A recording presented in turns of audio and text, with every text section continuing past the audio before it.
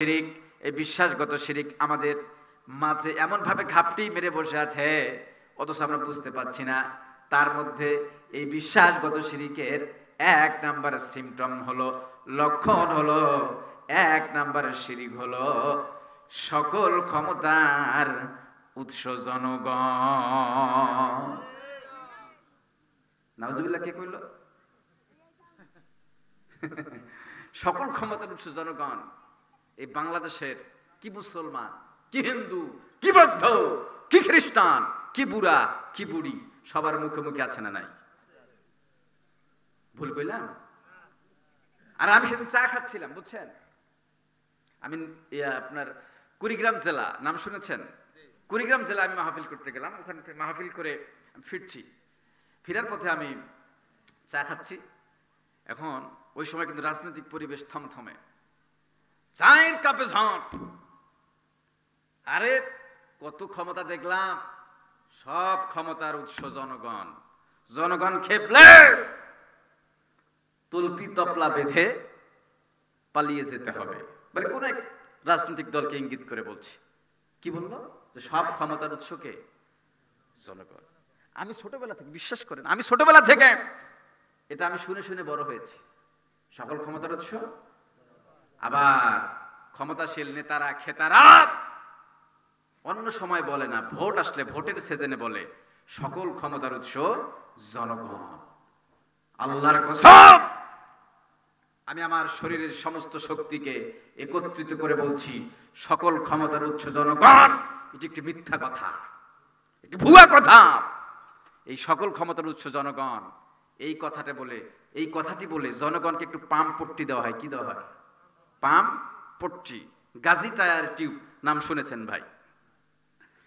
টিউবে হাওয়া দিলে টিউব ফুলে উঠে, টিউব টায়ার ফুলে উঠে। হাওয়া ছাড়া সাইকেল বলেন, মোটর সাইকেল বলেন, ভ্যান বলেন, রিক্সা বলেন, বাস বলেন, ট্রাক বলেন, কোনো কিছু কি চলে ভাই? সব কিছু কিসের উপর চলে? হাওয়ার উপর চলে।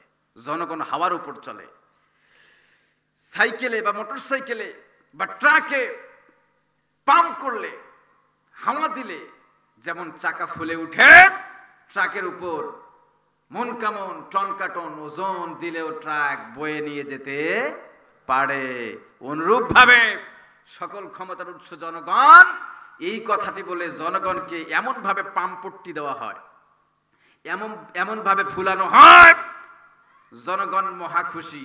জনগণ যখন ফুলে উঠে, এই সুযোগে নেতারা খেতারা, ইসলামের বিপক্ষে যারা, কোরআনের বিপক্ষে যারা, 90% মুসলমানের দেশে সংসদ ভবনে কোরআনের বিপক্ষে যারা আইন পাশ করার জন্য ক্ষমতায় বসতে চায়, এই সমস্ত নেতারা খেতারা মুসলমান নামক জনগণদেরকে পাম্পট্টি দিয়ে হাওয়া দিয়ে জনগণ নামক গাড়িতে উঠে জনগণের কাছে বন্দুক রেখে ওই বন্দুক জনগণের বুকে ফুটানো হয়। ঠিক কিনা?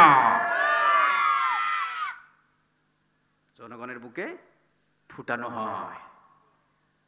জনগণের এই পাম্পট্টি দিয়ে নির্বাচন শেষ করে ক্ষমতায় যখন যায়, সংসদ ভবনে যায়, আর যদি কেউ আল্লাহর জমিনে কোরআনের আইনের পক্ষে কথা বলছে, তো প্ল্যান, কত প্রকার পরিকল্পনা যে হাতে নেয়, নিয়ে ওই জনগোষ্ঠীর, ওই দলের, ওই নেতাদের, ওই মুফাসসিরের, ওই তাফসীর কারকের 14 গোষ্ঠী উদ্ধার করে, এমনকি বাংলার জমিন থেকেও অনেক মুফাসসিরকে আজ জীবনের জন্য বিদেশে বসে বসে চোখের পানি ফেলতে হয়, এমন মুফাসসিরও আছে না নাই?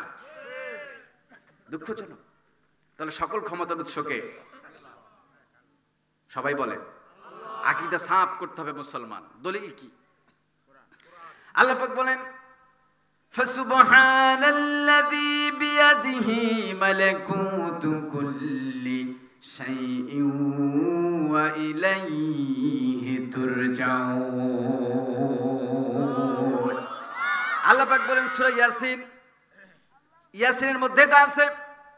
আল্লাহ পাক বলেন, ফাসুবহানাল্লাযী বিয়াদিহি, পবিত্র সত্তা তিনি, পবিত্র আল্লাহ তিনি, বিয়াদিহি মালাকুতু কুল্লি শাই, যার হাতে সব কিছুর পূর্ণ কর্তৃত্ব, পূর্ণ ক্ষমতা।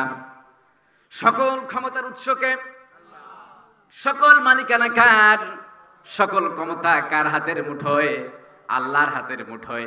আর ওই আল্লাহ পাক এই আয়াতের শেষে বলছে ফাসুবহানাল্লাযী বিয়াদিহি মালাকুতু কুল্লি শাই, সকল ক্ষমতার চাবিকাঠি যখন সুবহানের হাতে, আল্লাহর হাতে, সবকিছুর পূর্ণ কর্তৃত্ব ক্ষমতা যখন আল্লাহর কাছে, সুতরাং ওয়া ইলাইহি তুরজাউন, পৃথিবীর নেতারা খেতারা বেশি বার বেরো না, এমন এক সময় আসবে ওয়া ইলাইহি তুরজাউন, সব কিছু ছেড়ে তোমাদেরকে আমি আল্লাহ পাকের কাছেই ফিরে আসা লাগবে।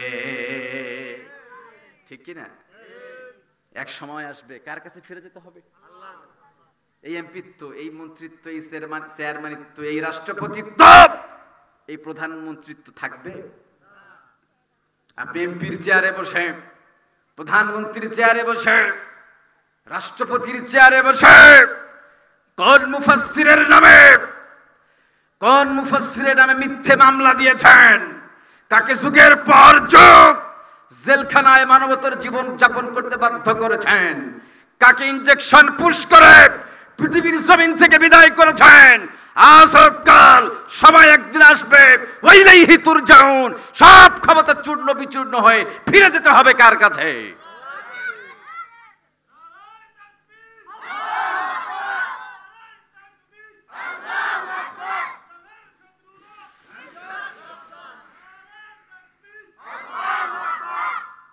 কষ্ট হয় ভাই, কষ্ট হচ্ছে? তাহলে সকল ক্ষমতার উৎসকে, সকল ক্ষমতার উৎস জনগণ, যে একটি মিথ্যা কথা। তাহলে আজকে থেকে আমাদের মুখ দিয়ে কি বের হবে যে সকল ক্ষমতার উৎস জনগণ? কথা বলেন।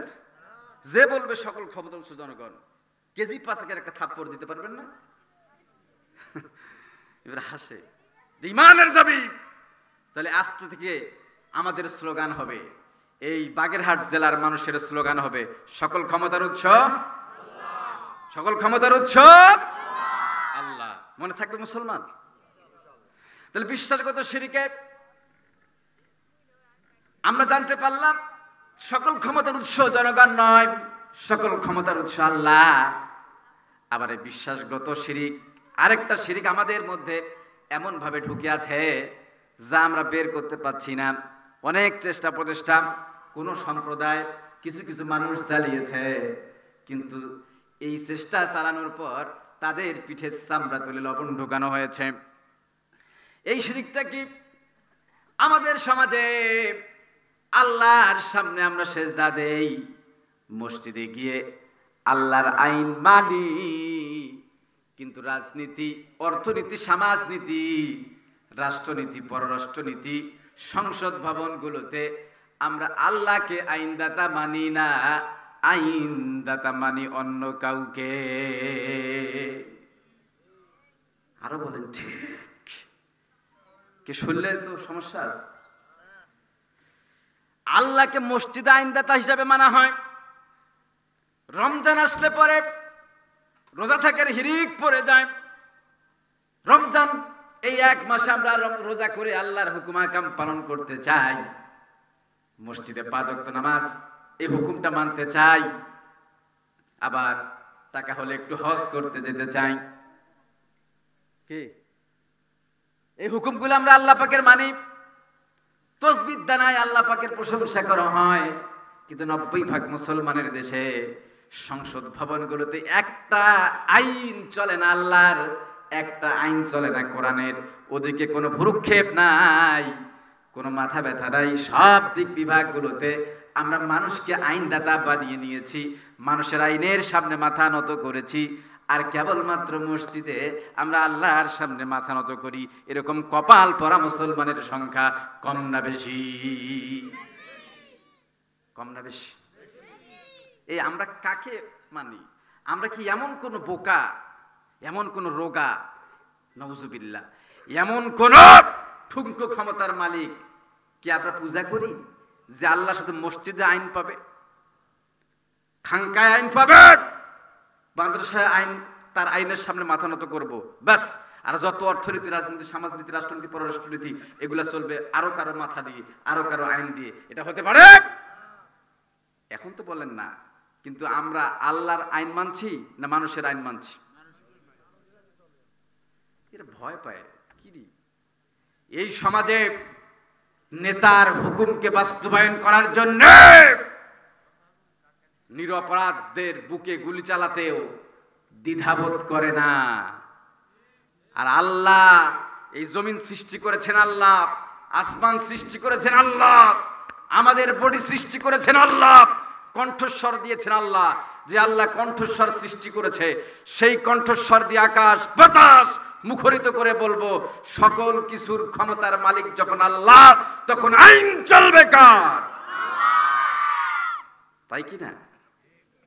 আল্লাহ পাক বলেন, দলিল কি দেখেন, আল্লাহ পাক বলেন সূরা ইউসুফ আয়াত নাম্বার 40, আল্লাহ সুবহানাহু ওয়া তাআলা বলেন, ইনিল হুকমু ইল্লা লিল্লাহি আল্লা তা'বুদু ইল্লা ইয়্যাহু যালিকাদ-দীনুল কাইয়্যিম ওয়ালাকিন্না আকসারান নাসি লা ইয়ালামুন।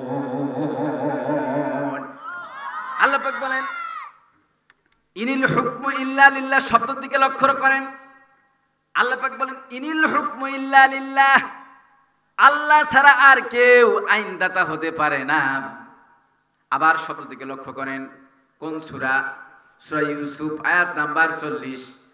ইনিল হুকমু ইল্লা লিল্লাহ, আল্লাহ পাক বলেন একমাত্র আইনদাতা, হুকুমদাতা, বিধানদাতা আল্লাহ।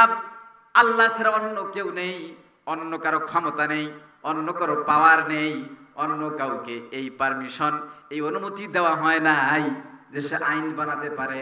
আইন যিনি বানাতে পারেন, আইন যিনি লিখতে পারেন, আইন যিনি প্রণয়ন করতে পারেন, আইনদাতা বিধানদাতা যিনি হতে পারেন, চিৎকার মেরে বলুন তিনি কে?